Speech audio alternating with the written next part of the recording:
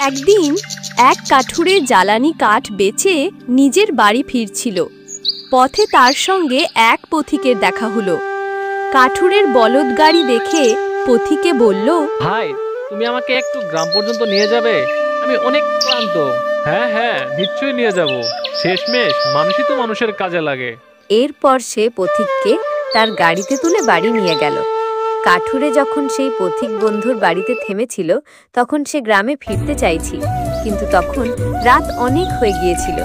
বন্ধুটি বলল, এখন তো রাত হয়ে গিয়েছে, পথে ঘন জঙ্গল, সেখানে হিংস্র জন্তুরা থাকে।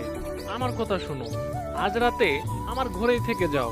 কাঠুরে বন্ধুর কথা মেনে নিয়ে দুইজনে রাতে ঘুমানোর জন্য চলে যায়। সকালে খাওয়া দাওয়ার পর তারা ঘুরতে বেরোলো। হাঁটতে হাঁটতে তারা রাজপ্রাসাদের কাছে এলো। দেখলো খাজাঞ্চির মহলের সামনে অনেক লোক জড়ো হয়েছে, চারদিকে ঝলমলে আলো। পথিক জিজ্ঞেস করলো, ভাই, এত ভিড় কেন? কাঠুরে বলল, এটা এই রাজ্যের সবচেয়ে সুন্দর প্রাসাদ। আমাদের সাহেবের মহল রাজপ্রাসাদের চেয়েও বড়। তুমি জানো, আমাদের সাহেব কোনো সাধারণ মানুষ নয়। তিনি মনে করেন অর্থ সঞ্চয় করার জন্য নয়, খরচ করার জন্য। এইদিকে তারা কথা বলতে বলতে খাজাঞ্চির খাওয়ার সময় হয়ে যায়। মালিক, খাবার রেডি, চলেন, খেতে হবে। আচ্ছা ঠিক আছে, চলো চলো, আমারও অনেক খিদা পেয়েছে। খাজাঞ্চির খাওয়ার দৃশ্য দুই বন্ধু গাছের উপর বসে বসে দেখতেছিল। পথিক সেই দৃশ্য দেখে মুগ্ধ হলো।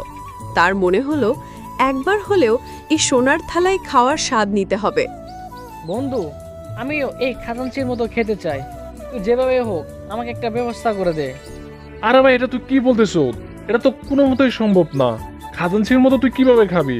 আমরা তো সাধারণ মানুষ, আমরা তো ওখানে যেতেই পারবো না। কাঠুরে তাকে বোঝাতে চাইল, কিন্তু বন্ধু জেদ ধরল। অবশেষে পরের দিন তারা খাজাঞ্চির সঙ্গে দেখা করার জন্য চলে যায়। তারা খাজাঞ্চির কাছে গিয়ে সব খুলে বলে। এদের কথা শুনে খাজাঞ্চি হেসে বলল, সবই বুঝলাম, কিন্তু আমার একটা শর্ত আছে। তুমি যদি এই শর্ত পালন করতে পারো, তাহলে একদিন আমি তোমাকে আমার মতো খেতে দেব। মহারাজ, আপনি যাই শর্ত দেন না কেন, আমি রাজি। আচ্ছা, আজকে থেকে পরীক্ষা শুরু। তুমি আমার জমিতে 3 বছর মজুরি খাটবে, তারপর দেখা যাবে। পথিক মহারাজের কথায় রাজি হয়। পরের দিন সকালে মন্ত্রী তাকে জমি দেখানোর জন্য চলে যায়। সে দিন রাত খাটল। অন্য শ্রমিকদের মতো সে অলসতা না করে অনেক কষ্ট করে অনেক ফসল এনে দেয়, কারণ তার মনে একটাই ছিল, তাকে মহারাজের মতো একদিন খেতে হবে সোনার থালায়। 3 বছর পরে খাজাঞ্চি একদিন জমি দেখার জন্য যায়। এত সুন্দর ফসল দেখে খুশি হয়ে পথিককে রাজপ্রাসাদে নিয়ে যেতে মন্ত্রীকে আদেশ দেয়। তোমার অক্লান্ত পরিশ্রমের ফলেই আজ আমি অগণিত ফসলের প্রাচুর্য পেয়েছি। অন্যান্য শ্রমিকদের চেয়ে তুমি বহুগুণ বেশি কষ্ট স্বীকার করেছ, আর সেজন্য তোমার প্রতি আমি ভীষণ সন্তুষ্ট। আগামীকাল পূর্ণিমার রজনীতেই তুমি আমার সঙ্গে একই ভোজে বসবে। শুধু তাই নয়, সেই দিন তুমি হবে এই প্রাসাদের প্রকৃত অধিপতি, আর সবাই তোমাকে আমার মতোই সম্মান জানাবে।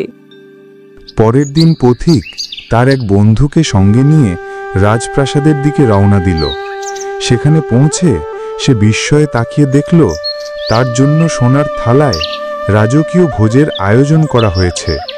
প্রাসাদের এক মনোরম ডাইনিং হলে খাজাঞ্চির সঙ্গে একই টেবিলে বসে খাবার খাওয়ার সুযোগ পেয়ে পথিকের আনন্দ যেন ভাষায় প্রকাশ করা গেল না। এ যেন তার দীর্ঘদিনের স্বপ্ন পূরণের মুহূর্ত।